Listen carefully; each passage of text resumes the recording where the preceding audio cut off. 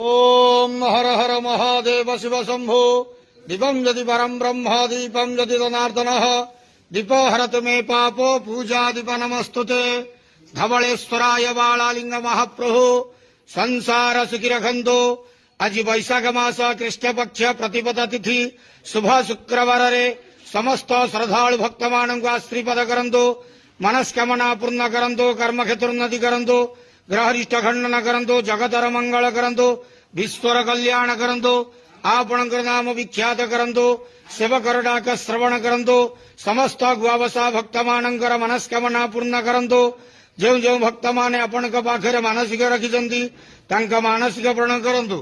हे बाबा धवलेश्वराय बालालिंगाय नमो नमः। संसार सुखी रखंदो आनंद के वार हरि बोलो। आज वैशाख मास कृष्ण पक्ष प्रतिपदा तिथि शुभ शुक्रवार रे समस्त श्रद्धालु भक्त मानक आश्रीपद करंदो आनंद के वार हरि बोलो। हर हर महादेव शिव शंभो धवलेश्वराय बालालिंगाय नमो नमः।